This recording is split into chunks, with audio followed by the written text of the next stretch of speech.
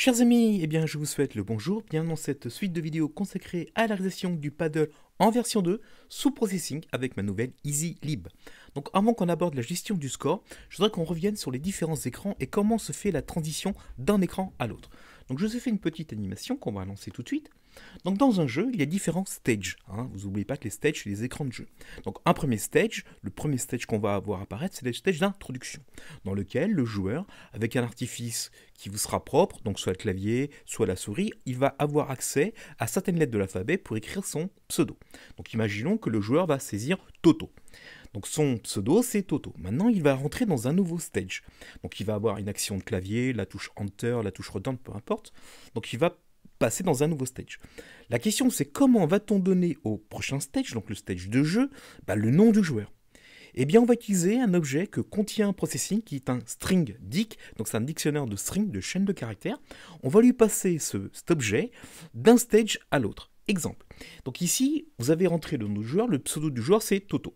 Donc il y aura l'action de clavier, par exemple la touche entrée. Donc on va passer de l'intro stage au game stage. Mais avant, on va construire un objet qu'on appelle un string dic. Donc c'est un objet processing, c'est un dictionnaire qui contient des chaînes de caractères.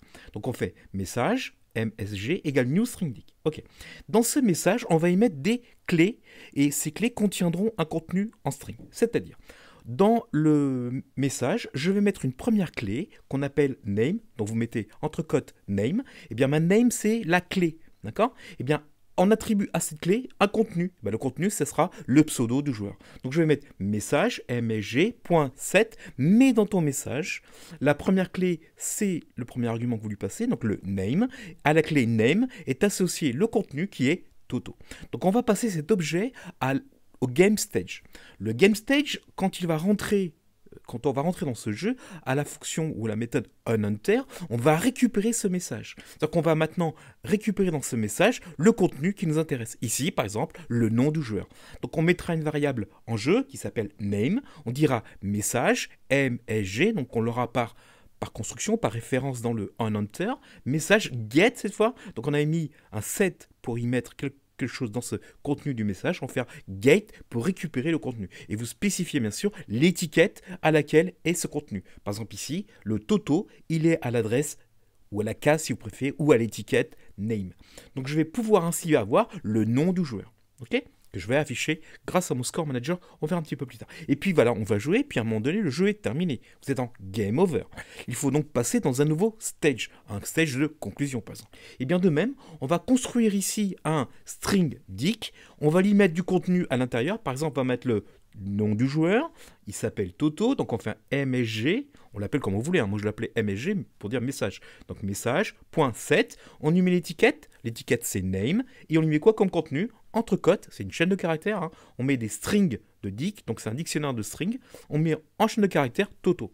Et on va également créer une nouvelle case, on l'appelle score. Donc c'est une chaîne de caractères, score, c'est l'étiquette. Et qu'est-ce qu'on lui met dans ce score? Eh bien on va transformer les points qui sont des entiers, on va les transformer en chaînes de caractères. Donc on va transmettre d'un stage à l'autre des chaînes de caractères. Ok? Donc on va mettre dans message name et dans message score. Là je me suis trompé, mais c'est un grand sage avec un petit m et non pas un grand m.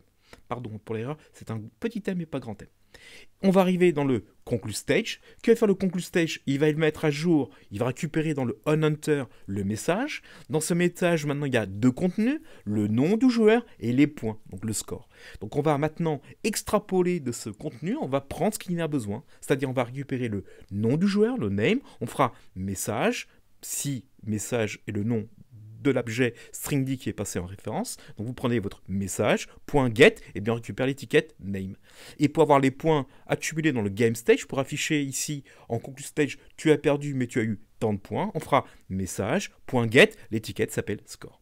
Et de même, lorsqu'on va partir du conclude stage pour aller dans un autre stage, on pourra également construire un nouveau string dic qu'on passera au nouveau stage. Donc vous avez vu les amis, on passe d'un stage à l'autre en construisant un string dic, donc un dictionnaire de string, en lui mettant ce qu'on veut et ce qu'on veut passer au prochain stage dans ce contenu. On lui met une étiquette, un contenu, attention les grands, le contenu doit être en chaîne de caractères. On fait des strings dic, donc c'est un dictionnaire de chaîne de caractères. Voilà comment on va mettre en place le passage de paramètres d'un stage à l'autre. Regardons maintenant comment mettre en place le score manager. Dans ma EasyLib, vous allez trouver un objet qui s'appelle Easy Score Manager, qui, vous avez compris, va être à l'origine de créer un Score Manager. Donc il va manager le score, donc il va mémoriser le score du jeu, il va être capable d'incrémenter, décrémenter les points, incrémenter, décrémenter les points de vie, et retenir le nom du joueur. Donc il est disponible, vous l'utilisez pas, mais en tout cas il est là. Alors qu'est-ce qu'il attend en constructeur? Le constructeur du Easy System Manager va mettre en place des labels. Donc on en parle un petit peu après des labels. En tout cas, il va avoir besoin de mettre du texte à l'écran. On va utiliser des labels qui sont également disponibles dans ma EasyLib. Donc il a besoin de connaître la police de caractère que vous voulez utiliser. Pour ça, on va lui passer directement dans un string le chemin d'accès à cette fonte. D'accord? Et vous lui stipulez en deuxième argument la couleur du texte à l'écran. Donc le Score Manager n'a besoin que de deux arguments, à savoir quelle est la police de caractère que vous voulez utiliser pour afficher votre texte à l'écran et quelle est la couleur qu'on veut y mettre. Et on utilise bien sûr l'objet Processing Color. Donc il va créer 3 labels de façon interne, un label qui contiendra les points de votre jeu, un label qui contiendra le nom du joueur, enfin le pseudo du joueur, et un troisième label qui va afficher les points de vie. Donc on va avoir 3 informations à l'écran, les points de votre jeu, le nom ou le pseudo du joueur, ainsi que les points de vie. Et puis il y a plein de petites méthodes qui nous seront utiles pour mettre et pour récupérer certaines informations. Entre autres, pour mettre le nom du pseudo du joueur dans le Score Manager, vous appliquerez la méthode setName. Vous lui passez en argument le nom ou le pseudo du joueur, et bien lui va mémoriser ce nom à demeure. On a une fonction également pour récupérer le nom du joueur, c'est un getName. On a une fonction pour mettre les points, c'est setPoints. On a une fonction pour récupérer, pour mettre les points de vie, donc setLives. Donc vous lui passez à chaque fois combien de points vous voulez mettre en points et combien de points de vie vous voulez ajouter. D'accord? On peut récupérer les points via les méthodes getPoints. On peut récupérer les points de vie via le getLives. On peut incrémenter les points d'un certain montant en faisant incrementPoints. Donc en fait, vous voyez, il fait les points, c'est les points actuels plus AMT. On peut décrémenter les vies, on peut savoir si le jeu est terminé. Qu'est-ce qu'il fait? Il va regarder votre point de vie. Si vos points de vie sont négatifs, c'est qu'effectivement, vous avez perdu. Il renverra un true ou un false. Et bien sûr, il faut que le score affiche les différents labels à l'écran. Il y a une fonction de render. Donc vous voyez, le Score Manager est un objet très simple. Il contient de façon interne 3 labels qui affichent les points, le pseudo du joueur et les points de vie. Et il y a des petites méthodes qui vont permettre de mettre, set ou de get récupérer. Comment implémenter un tel Score Manager? Eh bien, ouvrons notre Game Stage, car c'est le Game Stage qui va posséder notre Easy Score Manager. Donc ici, on a fait un private, Easy Score Manager en version 2, et je l'appelle Score, tout simplement. Et pour l'instant, référence nulle. Mais ensuite, on va le construire. Donc pour construire le Score Manager, vous vous souvenez, il y a 2 choses à lui passer. Première référence, il faut lui passer le chemin d'accès à la police de caractère que vous utilisez pour afficher le score via les labels. Et le deuxième argument qu'il attend, c'est la couleur via l'objet Processing Color. De fait, le score, c'est un New Easy en version 2 du Score Manager. La fonte que j'utilise, c'est la font, donc il va dans le répertoire Data, puis il ira dans Fonts, et il prend brick.ttf. Donc je vais utiliser la police de caractère brick.ttf pour afficher mon score. Je lui donne la couleur, donc je fais Color, je mets 255, 161, 31. D'accord? Donc voici la couleur que j'ai décidé d'opposer. Et tout de suite après, qu'est-ce que je vais faire?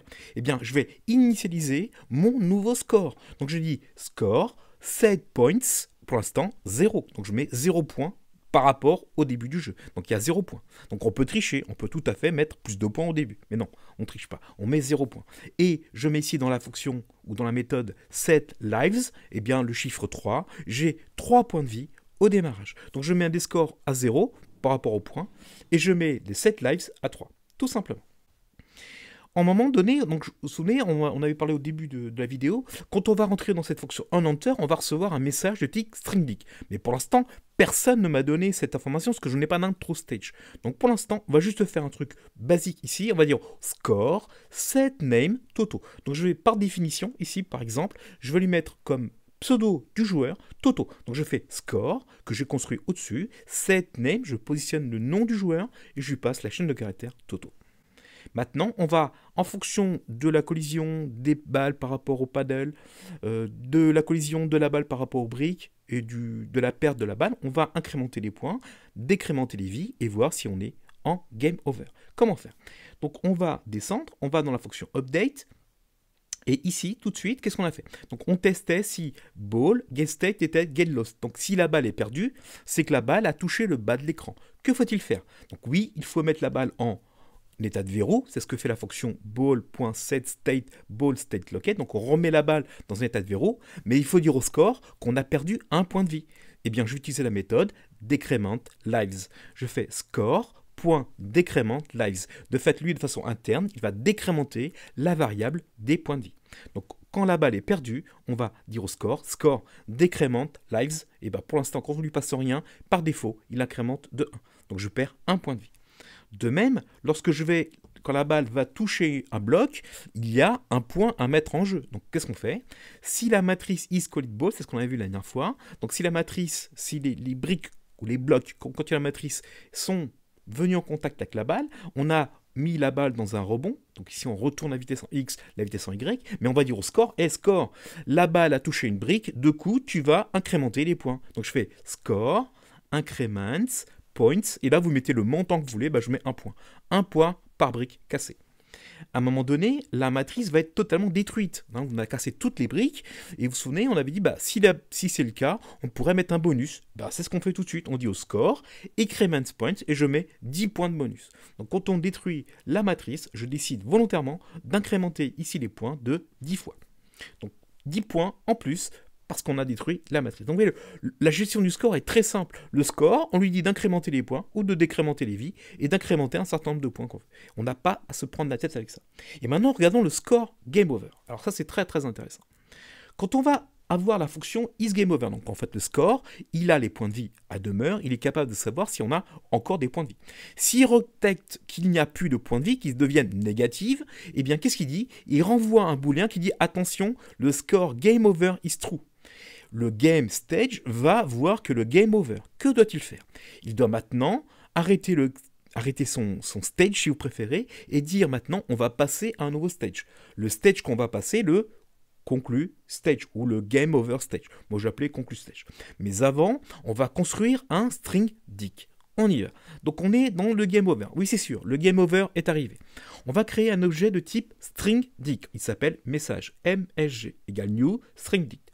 On va y mettre deux informations. On lui met le nom du joueur et on va lui mettre le score. Donc la conclusion du stage, le conclu stage, si vous préférez, aura donc deux informations à demeure, à savoir le nom du joueur ou le pseudo du joueur et le score. Donc je mets dans ma variable message, je fais un set name, chaîne de caractères name, c'est mon étiquette, d'accord, donc tout en majuscule, et je prends ma chaîne de caractères, je fais va dire au score de me donner le nom du joueur. Donc je fais score, getName, et je récupère le nom du joueur, c'est une string, donc je mets ici bout à bout le nom du joueur.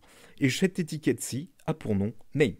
Je vais également mémoriser le score. Alors le score, il faut que je transforme les entiers en chaîne de caractères. Alors en Java, il y a une méthode très simple, il suffit de faire, vous faites cut, plus, donc vous concaténez une chaîne vide, plus les points. Et bien Java va créer une chaîne de caractères qui contiendra en string, cette fois, les points qui étaient des entiers. Donc je fais message, .set, met dans la variable étiquette score, va mettre cut, donc chaîne vide, plus concaténation, va récupérer le score des getPoints. Donc j'aurai ici, dans score, les points accumulés en chaîne de caractères, parce que j'ai une petite opération ici qui a fait une concaténation. Alors, dans le processing, vous allez trouver aussi des méthodes qui permettent de transformer des entiers en chaîne de caractères et vice versa. Bon, j'ai été plus vite, mais allez dans la référence de là, il y a des fonctions qui vont nous permettre de transformer des entiers en chaîne de caractères. Et maintenant, il faut que je change de stage. Je demande à mon stage manager, je suis ici, je demande à mon stage manager, et bien maintenant on va changer de stage. On change de stage. Quel stage? Eh bien on va faire un new conclu stage. Et comme tout stage qui se conçoit, il a besoin de deux choses, à savoir la largeur de la fenêtre et la hauteur de la fenêtre. Donc le play stage fournit au conclu stage la largeur et la hauteur de la fenêtre. Et en second argument, qu'est-ce qu'on lui fait? Eh bien on lui passe le message, le MSG. De fait, le conclu stage aura en sa possession à l'entrée, il aura ce message, il aura le nom du joueur et il aura le score. D'accord?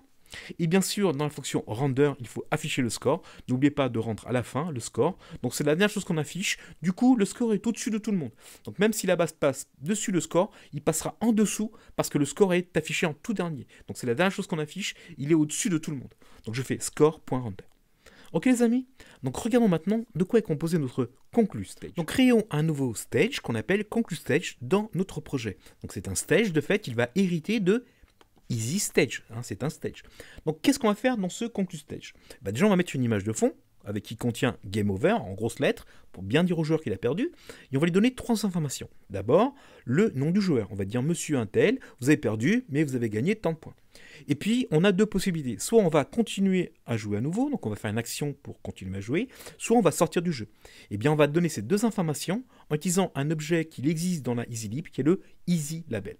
Donc on va placer 3 labels, un qui contiendra le nom et les points accumulés dans le jeu, un qui va contenir, si vous voulez continuer le jeu, vous allez faire ceci, et un label qui va contenir la sortie du jeu. Donc si vous voulez sortir du jeu, vous allez actionner ces touches. De fait, qu'est-ce que je fais? Ici, je crée donc 3 labels privés, donc à part l'image, ici ce sera l'image de fond. Donc je fais 3 private easy labels.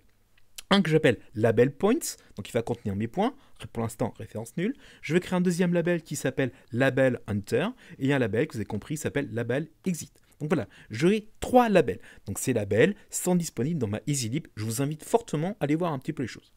On va construire le stage. Mais le stage, pour le construire, il attend quoi? Eh bien la largeur de la fenêtre, la hauteur de la fenêtre. Donc on va lui passer la hauteur, la largeur de la fenêtre. Cette largeur et cette hauteur, il va construire le stage via la largeur et la hauteur de la fenêtre. De fait, le conclu stage connaît maintenant la largeur et la hauteur de la fenêtre. On va définir l'image de fond. On va demander à notre asset manager de nous donner l'image qu'on a mémorisée dans l'asset manager qui est background underscore game over. Voilà, ça c'est pour l'image de fond. Et maintenant, on va créer les labels. Donc pour créer un label, c'est très simple. Donc le label point a pour fonction, je vous rappelle, de mettre le nom du joueur et les points du joueur.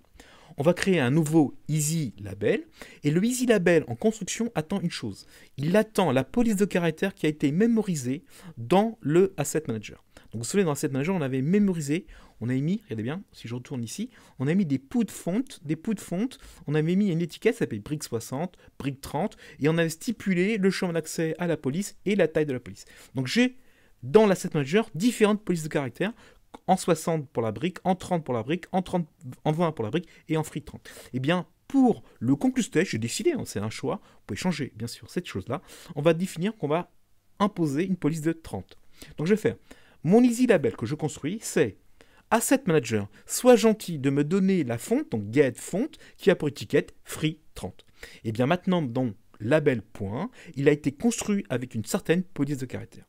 Et puis le label possède différentes méthodes pour positionner le texte, pour changer la couleur du texte. Entre autres, il y a une méthode qui s'appelle setColorText. Je pense qu'elle est explicite comme méthode. setColorText. Il attend bien sûr un objet processing de color. Donc ici, le label qui contiendra les points et le nom du joueur. Je mets comme couleur, donc je fais color, entre parenthèses, 255, 161, 31. Voici la couleur que j'ai choisie. Et on va lui mettre un premier contenu dans ce label point. Pour mettre du contenu, vous appliquez la méthode setText. Donc je mets entre cotes, c'est une chaîne de caractères, je fais point, 2 petits points pour interrogation. Évidemment, je ne connais pas les points à la construction du conclu stage. Mais d'ailleurs, ça va changer. Évidemment, je vais construire un nouveau label, qu'on appelle label hunter. Je donne la même police de caractère que celle précédente. Je prends une couleur de 255, 172, 30. Vous mettez la couleur qui va bien, bien sûr. Et le texte c'est press hunter, chevron play. Donc en gros, vous avez compris, si le joueur veut rejouer, il appuiera sur la touche hunter. Et à contrario, on va créer aussi un label exit, donc new, easy label. On prend la même fonte, on demande à l'asset manager get font free underscore 30. La couleur 255, 512, 30. Le texte press escape to exit. Donc si on veut sortir du jeu, il suffira de faire escape. Mais toutes les fenêtres de processing, lorsque vous faites escape, vous sortez du jeu. Donc il n'y a aucune action à faire en fait. De plus, je veux dire. Et puis on va rentrer dans la fonction unhunter. Voilà. Donc là, dans cette fonction-là, c'est là où on récupère le message qui a été transmis d'un stage à l'autre. Donc en argument ici, je vais recevoir un string dic, donc un dictionnaire de string. Je l'appelle message. Avant de mettre et d'utiliser ce message, il faut voir 2 conditions. Il faut que le message existe et que le contenu existe. D'accord? Donc on va faire quoi? On va faire un test.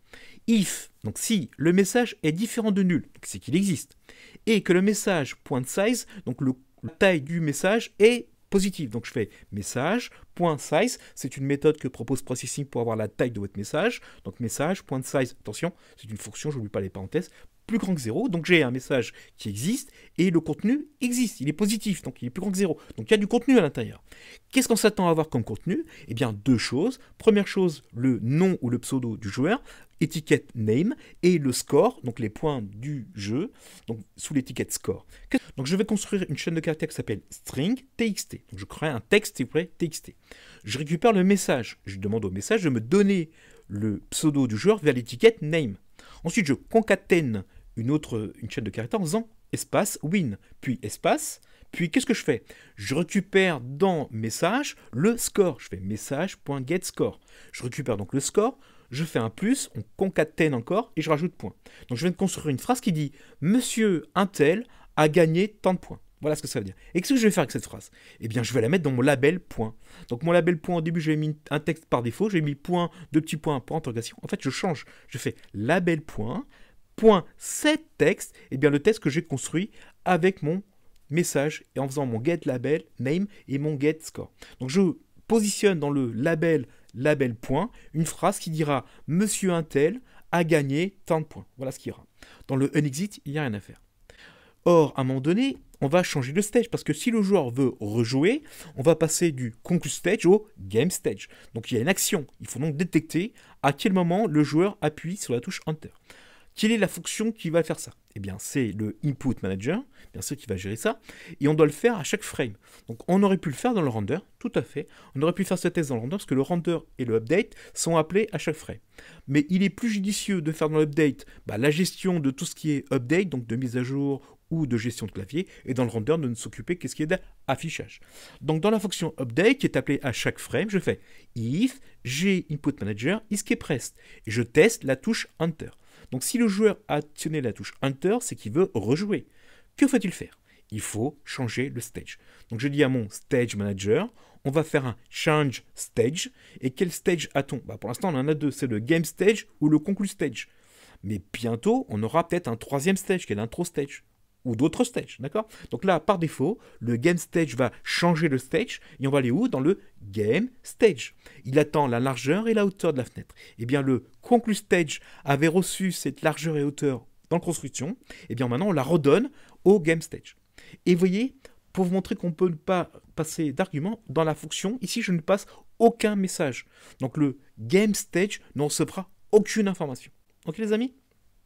Il ne faudra pas oublier d'afficher vos labels à l'écran et l'image de fond. Donc, premier lieu, il faut afficher l'image de background qui dira Game Over. Donc, j'applique la méthode image de processing. Je vais prendre mon image, elle s'appelle BKG, et je la positionne à x égale à 0, y égale à 0. Ensuite, pour rendre les labels, la méthode render s'attend à deux choses. Quelle est la position X de votre label? Quelle est la position Y de votre label? Donc le label point, on va le positionner en X à 200 pixels et en Y on prend la hauteur de la fenêtre moins 200 pixels. Donc voilà, le label point sera affiché à X égale 200, Y égale hauteur de la fenêtre moins 200 pixels. Le label Enter qui dira Press Enter to play, il dira ceci à quelle position? Screen width, donc la largeur divisé par 6. Donc je fais 1/6 de la largeur et je prends la hauteur de la fenêtre moins 100 pixels. Et le dernier label, donc le label exit qui dit press escape to exit, mais ce sera automatiquement. Chaque fenêtre processing qu'on fait échappe, eh bien on part, on quitte la fenêtre. Donc on fera un rendu à 1/6 en largeur et on met hauteur de la fenêtre moins 50 pixels. Donc le texte se situe bien en dessous. Donc vous voyez, mon conclude stage est très simple. J'utilise le label, les easy labels pour afficher du texte, d'accord? Et ensuite, j'attends des diverses actions. Est-ce qu'il a appuyé sur cette touche-ci? Est-ce qu'il a appuyé sur cette touche-là? Et grâce à ma méthode onHunter qui reçoit des messages, je peux mettre à jour certaines informations par rapport à ce stage. Ok les amis? Eh bien, lançons maintenant le jeu. Qu'est-ce qu'on doit obtenir?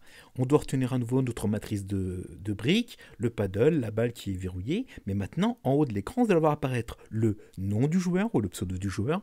À votre gauche, point, pour l'instant 0 point. Et lives, donc les vies, égale à 3.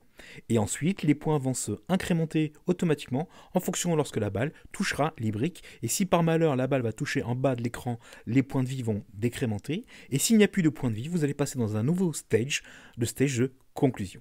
Testons ceci. Donc on vient ici, on fait run. Comme vous pouvez le constater, on retrouve ici nos blocs. Ici, vous avez un label qui affiche point égale 0. Ici, vous avez le nom du joueur qui a été mis par défaut. L'autre joueur s'appelle Toto. Et les points de vie, donc lives égale 3. Donc maintenant, regardez bien à gauche que les points vont bien se mettre à jour en fonction de la balle qui arrive sur les blocs. Effectivement, les points se mettent bien à jour. Donc on va essayer de perdre la balle pour voir si les lives à droite se décrémentent. Effectivement, on a perdu un point de vie. Alors, on va essayer de perdre pour arriver au prochain stage. Voilà. Donc j'ai 10 points. Je n'ai plus de points de vie. Donc la prochaine fois que je vais perdre un point de vie, je dois changer de stage.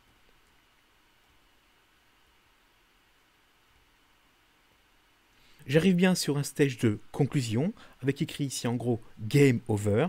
L'information est donnée par Monsieur Toto, a bien gagné 14 points, et j'ai 2 actions à faire. Soit je rejoue, j'appuie sur la touche Enter, soit je sors du jeu, j'appuie sur la touche Échappe. Donc si j'appuie sur Enter, il faut que je revienne à nouveau sur le Game Stage, avec les briques qui apparaissent, avec le nom pour l'instant du joueur qui est Toto. À droite, vous allez avoir 3 points de vie, à gauche 0 points, et la bille ou la balle verrouillée au paddle. Regardons ceci, je fais Enter, on arrive bien sur le Game Stage et le cycle maintenant est rebouclé. Donc le jeu est quasiment fini, il nous reste maintenant à mettre quelque chose qui est très important dans un jeu vidéo, à savoir les musiques et les animations sonores. Merci pour votre écoute et à très bientôt.